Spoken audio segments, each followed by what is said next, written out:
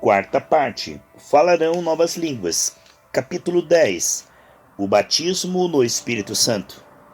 Quem pode mudar a vida das pessoas? Não existe homem que possa mudar por si mesmo, realizar uma mudança radical em sua própria vida, uma mudança que permaneça. A pessoa, pelos seus próprios esforços, pode até modificar alguns hábitos de vida, mas, com o passar do tempo, ela voltará às antigas práticas. Só o Espírito Santo pode transformar o ser humano e fazer com que essas mudanças perdurem. Durante muitos anos, acreditamos que o Espírito Santo só atuaria na vida de uma pessoa que, se ela antecipadamente começasse a se esforçar para viver em santidade. Porém, meditando mais a respeito deste assunto, entendi que o Espírito Santo é quem começa e dá prosseguimento à obra de santificação na vida das pessoas. Eu não posso fazer nada antecipadamente por meio dos meus próprios esforços. Para ser batizado e tornar-me cheio de graça, necessito que o Espírito Santo venha sobre mim. Como é que conseguirei ser santo se o Espírito Santo não estiver em mim? Tentei muitas vezes, pelos meus próprios esforços, mudar minha vida e não pude. Só consegui isto quando conheci o Senhor Jesus e o Espírito Santo começou a operar dentro de mim. É necessário termos o Consolador dentro de nós para alcançar sua santidade e receber sua plenitude.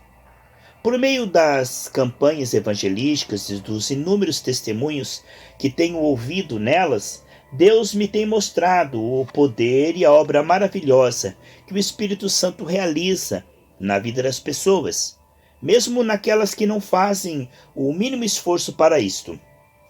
Numa das primeiras campanhas evangelísticas que realizei, enquanto eu pregava, vi uma mulher tentando, com muita dificuldade, aproximar-se da plataforma. Ela segurava firmemente o seu braço de um homem totalmente embriagado. Estava tão bêbado que não podia manter-se de pé. A mulher dava 2 passos para frente e o homem dava 1 passo para trás. Finalmente, a mulher chegou diante da plataforma e ficou ali parada, ouvindo a mensagem junto com o bêbado. Quando comecei a falar do pecado e do perdão, pedi que todos os que queriam receber o perdão de Deus levantassem o braço e entregassem seu coração ao Senhor. Então vi que aquela mulher levantou a mão do homem e o incentivou a repetir a oração. Ao ver aquela cena, pensei que aquela senhora fosse uma cristã que, com muito esforço, tinha trazido o esposo alcoólatra para ouvir a palavra de Deus. Trazê-lo assim preso pelo braço era a única maneira dele não fugir. Continuei orando pelas almas que se entregaram ao Senhor, orei pela libertação delas, pelos enfermos e por último orei pelo batismo no Espírito Santo. Naquela noite muitas pessoas deram seu testemunho de cura e libertação. Quando eu já havia até esquecido a cena da mulher arrastando o bêbado pelo braço, vi que o bêbado havia subido à plataforma. Preocupado com o que ele pudesse aprontar, comecei a olhar para os meus colaboradores a fim de pedir-lhe que fizessem o homem descer.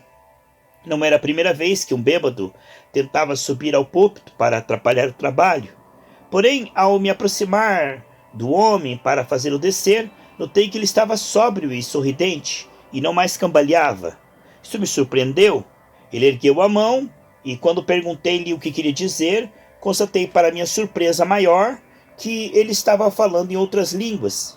Olhei para a esposa dele e ela estava saltando de felicidade.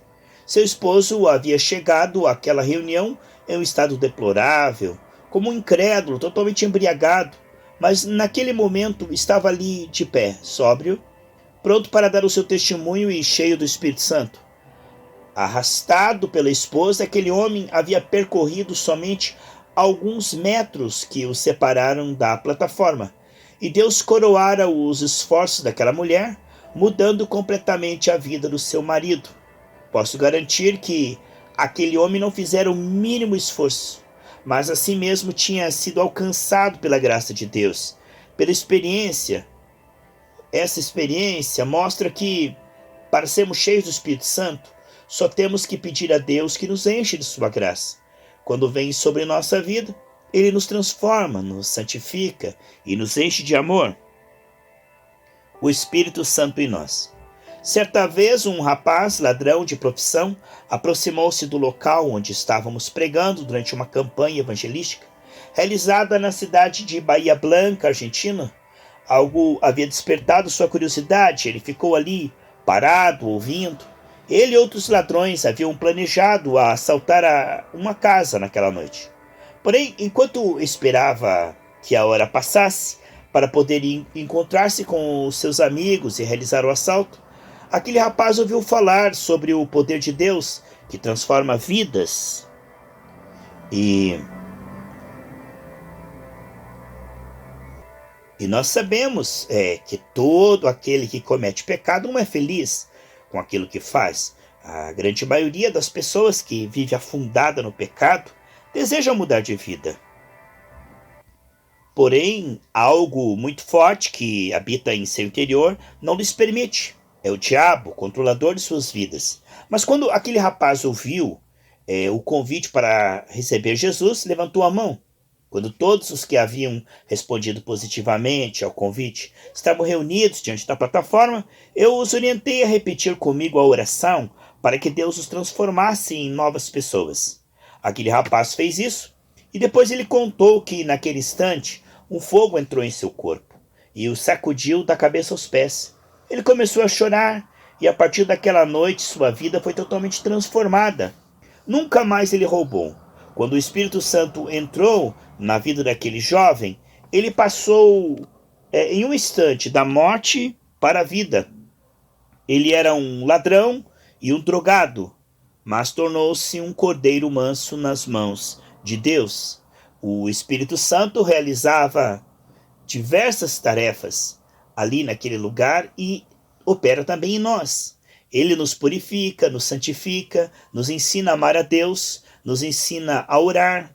Quando um homem entrega totalmente sua vida a Deus, ele se torna cheio do Espírito Santo e torna-se um com ele. Mas o que se une ao Senhor é um Espírito com ele. 1 Coríntios 6:17. Por meio deste Espírito que vive em nós, obtemos luz, ele nos guia para entendermos muitas coisas que antes não entendíamos, nem discerníamos. Ora, o homem natural não compreende as coisas do Espírito de Deus, pois lhe parecem loucura e não pode entendê-las, porque elas se discernem espiritualmente. 1 Coríntios 2:14. Mas como podem existir crentes que vivem de fracasso em fracasso, de fraqueza em fraqueza, mergulhados em uma mediocridade espiritual, se neles está o Espírito Santo que os encheu naquele primeiro dia de conversão? É muito simples. Tudo depende do lugar que a pessoa dá ao Espírito em sua vida. Ele quer tudo de mim, mas só ocupará o espaço que eu lhe der. Por meio de minha própria vontade, ele não tomará esse espaço por violência. Quando a pessoa está cheia do Espírito Santo, podemos medir isso pelos seus frutos. Ela pode estar cheia de Deus, ter recebido o Espírito Santo e seu batismo, mas no decorrer de sua vida, talvez ela tenha se enfraquecido e venha perdendo essa plenitude. Deus pode encher-me do seu Espírito Santo em um segundo, mas depois dependerá de mim manter-me ou não desta forma.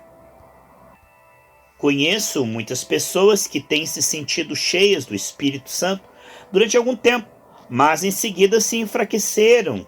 Também conheço outras que experimentaram o batismo de maneira muito simples, mas o entesouraram e cuidaram da sua vida espiritual, cuidaram de sua temperatura espiritual, e hoje se mantêm ativas e vivas na igreja. O simples fato de olharmos a pessoa não nos capacita a sabermos se ela está ou não cheia do Espírito Santo de Deus. Quando as pessoas se encontram no meio de uma luta ou no meio de uma prova, ainda se mantêm alegres e otimistas, essas estão cheias do Espírito Santo. Quando estiverem em perigo de morte, permanecerão firmes. Aquele que tem o Espírito Santo na sua vida é aquele que confia plenamente em Deus, que demonstra isso com atitude de fé e plenitude. Recebi o batismo do Espírito Santo de uma maneira explosiva e incrível, mas depois tive de lutar fortemente para manter suas manifestações em mim. Na noite em que o Espírito Santo me batizou, ele marcou com força em minha vida o meu ministério, e em uma reunião com o evangelista Manuel Ruiz, começamos a orar e louvar a Deus. Em questão de minutos, a maioria dos que estavam ali reunidos começou a falar em novas línguas. Maria, minha esposa, parecia um anjo, cantava, falava em novas línguas com muita fluidez. Naquele instante percebi que todos estavam recebendo o batismo no Espírito Santo, exceto eu. Do mais profundo de minha alma desejei receber o mesmo batismo que os outros tinham recebido. Comecei a clamar a Deus, dizendo-lhe de todo o meu coração: Senhor, batiza-me, ou então eu morrerei. Fazia só uma semana que eu havia conhecido a Jesus Cristo e já estava tendo essas experiências maravilhosas com o Senhor. Enquanto clamava com toda a força de minha alma pelo batismo, um raio do céu caiu sobre mim. O poder de Deus me derrubou no chão daquela sala e comecei a falar novas línguas. Um idioma após outro vinha à minha boca, e durante toda aquela noite falei em outras línguas. No dia seguinte, estava eu totalmente afônico. Minha voz nunca voltou a ser a mesma depois daquela experiência. Mas, enquanto eu estava sendo batizado, o Senhor deu-me uma visão. Eu me via em um estádio, falando a umas 150 mil pessoas. Eu gritava fortemente, tentando explicar-lhe o que havia acontecido, o que era o batismo do Espírito Santo. Por isso gritei durante 1 hora e meia, falando em línguas. Essa foi minha experiência pessoal com o batismo do Espírito Santo. Certamente, naquele momento, eu ignorava que Deus estava me dando uma visão sobre a qual viria a ser meu chamado para pregar o Evangelho. Naquela noite, os vizinhos me escutaram gritar, falando em idiomas diferentes durante várias horas. Mas suponho que, acima de tudo isso, o que mais lhe chamou a atenção foi me ver no outro dia, cumprimentando a todos de maneira o mais natural possível. Eu era um homem de negócios muito importante e minha vida girava unicamente em torno de minha empresa e de minha família. Mesmo vivendo há muitos anos na minha casa, eu nunca havia parado para cumprimentar os meus vizinhos. Porém, naquela manhã, vários deles estavam na varanda de suas casas conversando, talvez falando sobre o que tinham escutado na noite anterior. Ao sair para o trabalho, parei diante deles, cumprimentei todos e lhe disse: que o Senhor os abençoe. Surpresos, eles me responderam: e que o Senhor tenha um bom dia, seu Carlos.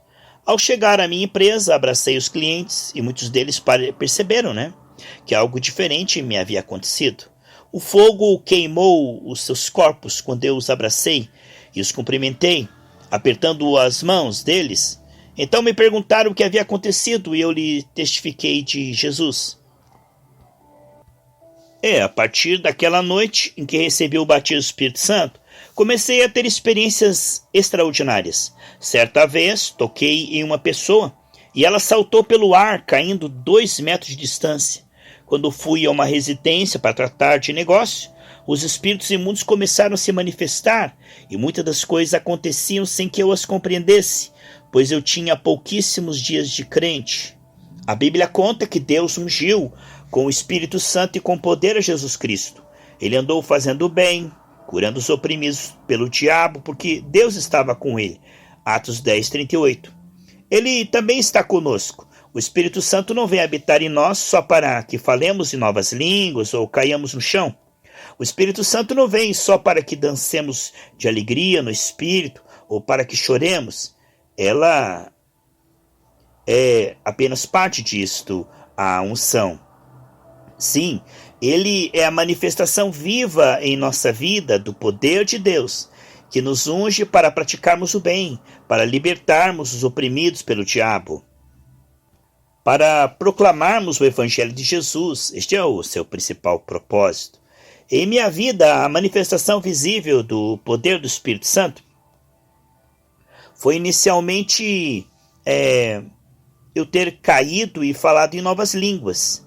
O Espírito Santo continuou atuando em meu intermédio quando eu orava por alguém, pedindo cura, ou quando eu pregava falando de Cristo, a pessoa chorava, dizendo que queria aceitar Jesus, receber Jesus.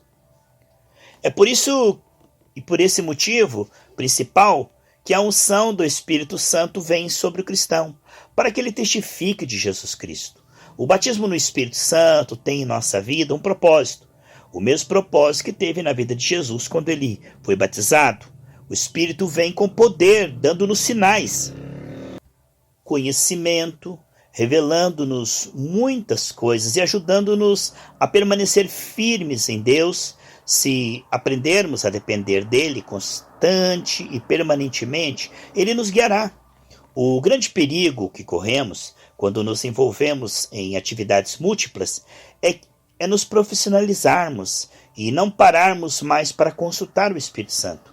É não pedirmos mais para ele resolver determinada situação, ou não consultamos mais acerca de como agir diante de determinado problema. Muitos crentes, após converter-se, pedem ao Senhor o batismo do Espírito Santo. Porém, depois que o recebem, não zelam por essa dádiva de Deus, e as perdem. É nossa responsabilidade conservar e desenvolver o nosso relacionamento com Ele, dia após dia. Se você já recebeu o batismo no Espírito Santo, tenha muito zelo por este grande presente de Deus. Não deixe de falar em línguas. Conserve este relacionamento tão especial de comunhão direta com o Espírito Santo. Ele o guiará em cada passo pelo caminho até a eternidade. O Espírito Santo na igreja. Jesus sabia que a igreja necessitava, sim, ela necessitava e necessita do poder, e que sem esse poder ela não estaria capacitada para ministrar a graça e o amor dele aqui na terra. Por isso Deus enviou o Espírito Santo para que seus seguidores recebessem seu poder e fossem testemunhas eficazes na sua mensagem e na sua verdade. Envio sobre vós a promessa de meu Pai, mas ficai na cidade até que do alto sejais revestidos de poder. Lucas 24, 49. Mas recebereis poder ao descer sobre vós o Espírito Santo, e sereis minhas testemunhas, tanto em Jerusalém, como em Judéia, Samaria, até os confins da terra. Atos 1:8. Portanto, Deus escolheu um dia para que tal acontecimento, acontecesse, ocorresse, o Pentecostes. Este foi o dia em que ele decidiu que a igreja nasceria em Jerusalém, a igreja de Jesus. Isto aconteceu há 2000 anos. O dia de Pentecostes era muito especial para os israelitas, pois eles celebravam a festa das primícias. Esta festa acontecia 50 dias depois da Páscoa judaica. Naquela data, muitos judeus que se encontravam em diferentes cidades e nações, talvez muito distantes uma das outras e espalhadas pelo mundo, dirigiam-se a Jerusalém para festejar a festa das primícias. A Bíblia diz que Jesus pregou a milhares de pessoas e elas foram curadas e libertas, e em seguida apareceu a mais de 500. Mas o que aconteceu depois? No dia de Pentecostes estavam somente 120 pessoas no primeiro andar de um salão. Onde estariam as milhares de outras que haviam sido curadas? Onde as 500 que haviam visto a Jesus? Só 120 pessoas estavam esperando a promessa que Jesus lhes havia dado. E o que aconteceu então? Um rugido como um vento impetuoso veio sobre elas e todos foram cheios do Espírito Santo. Começaram a falar em outras línguas, como o Espírito Santo lhes permitia que falasse. Esse foi o dia que Deus estabeleceu para que a igreja nascesse e começasse a atuar com poder. O Espírito Santo capacitou a igreja para que ela realizasse a obra de Deus na terra. Grande agitação aconteceu e imediatamente toda a cidade ficou abalada e curiosa. 120 pessoas que receberam o poder de Deus e paralisaram uma cidade inteira. Pessoas cultas, esclarecidas, observaram que pessoas que nunca haviam estudado outros idiomas, agora estavam falando em outras línguas. E não faltou até quem os acusasse de estar embriagados. Imagine aquela cena. Ali estava 120 crentes com suas mãos levantadas, falando em diferentes idiomas, alegres, aplaudindo, talvez até pulando e dançando. Obviamente isso escandalizou a todos aqueles religiosos. Os tempos não mudaram muito. Se algum religioso vier a alguma das nossas reuniões, como muitas vezes acontece, também se escandalizarão. Mas graças a Deus que o Espírito Santo não nos pede permissão para atuar como Ele quer em cada vida. Lembro-me da campanha que tivemos em Córdoba, uma cidade considerada culta. Havia muitos médicos e advogados colaborando conosco e pessoas de diversas universidades, mas a cidade inteira se escandalizou porque noite após noite milagres e maravilhas aconteciam e milhares de pessoas eram curadas, libertas e falavam em novas línguas. Porém, o que mais me chamou a atenção no meio de tudo isso foi o fato de, durante aquela campanha evangelística, mais de 85 mil almas terem se convertido a Jesus Cristo. Bendito seja aquele escândalo realizado no nome de Jesus. No dia de Pentecostes, a cidade toda se alvoroçou. Muitos religiosos quiseram parar aquele movimento, mas Pedro levantou-se diante de todos, aquele mesmo Pedro que havia negado a Jesus. Agora, ele estava sem medo e pronunciou o seu grande discurso evangelístico dizendo: estes homens não estão embriagados, como vós pensais, sendo a 3ª hora do dia. Mas isto é o que foi dito pelo profeta Joel. Nos últimos dias, diz Deus, do meu espírito derramarei sobre toda a carne. Os vossos filhos, as vossas filhas profetizarão, e vossos jovens terão visões, vossos velhos sonharão sonhos. Atos 2, do 15 ao 17. Se você até hoje tem sido simplesmente um religioso, deixe a religiosidade de lado e peça a Deus que o encha do Espírito Santo. Não viva cheio de religião, e sim cheio do poder de Deus. Os religiosos dirão: falar novas línguas foi para os apóstolos, as profecias foram para os apóstolos. Mas a Bíblia diz que Jesus Cristo é o mesmo ontem, hoje, eternamente. Estamos vivendo aqueles dias sobre os quais a palavra de Deus falou que nossos filhos profetizariam. Isto é o que está acontecendo hoje. Há alguns anos, em 1981, os meus filhos de 12, 9, 8 e 3 anos, junto com uma menininha de alguns meses, disseram-me que queriam receber o batismo do Espírito Santo. Fiquei surpreso e lhe respondi: muito bem, se vocês querem que Deus os batize, vão para o quarto de vocês e comecem a orar. E assim que eles fizeram, foram para o quarto deles e pediram a Deus que os batizasse. A menininha de meses estava ali também, nos braços da babá. Alguns minutos depois, escutei um barulho muito grande no quarto. Então eu disse à minha esposa: vamos ver as nossas crianças, porque Deus está visitando elas. E quando entramos no quarto, a mulher que cuidava da bebezinha tremia. Ela só tinha alguns dias de crente, mas já estava falando em novas línguas e profetizando. Minha filha mais velha estava caída no chão, profetizando. O restante das crianças também estava falando em outras línguas. Imediatamente, eu e minha esposa passamos a orar junto com nossos filhos, e o nosso filho mais velho começou a profetizar em uma língua parecida com o alemão. Naquele momento, pedi ao Senhor a interpretação daquelas palavras. E Deus me disse que eu colocasse as mãos sobre minha esposa, e ela as interpretaria. Assim eu fiz. Enquanto todos continuavam orando, minha esposa, naquele momento, tinha o bebê nos braços, colocou-o na cama e imediatamente começou a dizer: logo, logo o grande avivamento acontecerá na Argentina, e a Argentina será minha, diz o Senhor. Meu filho continuou repetindo a profecia nessa língua que nós não conhecíamos. No meio daquele fogo que havia caído no meu lar, o Senhor deu uma palavra a cada um de nós e declarou-nos que realizaria um grande avivamento na Argentina. Nós só tínhamos 2 anos de crente e nosso ministério não havia começado ainda. Quando eu disse na minha igreja que Deus realizaria um grande avivamento na Argentina e que milhares de pessoas se converteriam, vários irmãos riram, mas naquela mesma noite em que Deus havia mostrado o seu plano para o nosso país, eu lhes disse: Senhor, não queremos ficar fora do que estás para fazer na Argentina.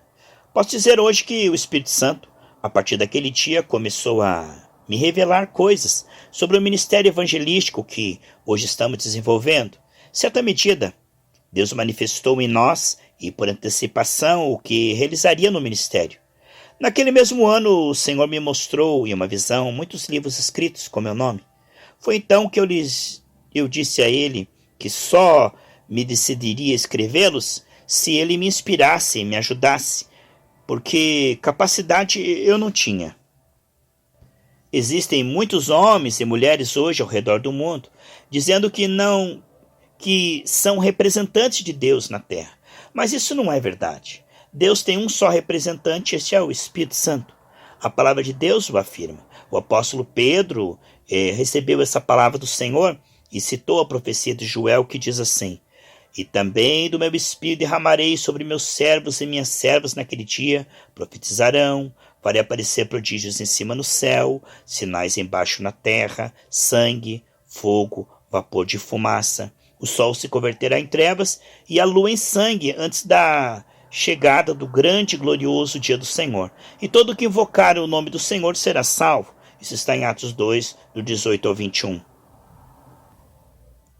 Assim Pedro falou aos que estavam buscando uma explicação para aquele fenômeno no dia de Pentecostes. O resultado foi a conversão de mais de 3.000 pessoas, que foram batizadas nas águas, perseveraram na doutrina dos apóstolos.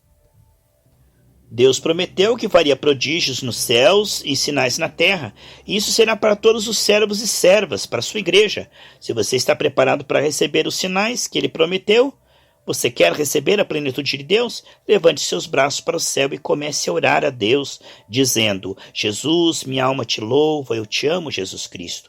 Glória, glória a ti, meu Senhor. Enche-me agora o teu Espírito Santo. Limpa-me, transforma-me. Eu te louvo, Senhor, glória a ti. Continue orando sem cessar, entregue sua língua ao Espírito Santo. Se a sua boca vier em palavras que você não entende, não detenha, pronuncie, adore a Deus. Deus lhe dará a dádiva para adorá-lo em outras línguas. Senhor, glória, glória ao teu nome.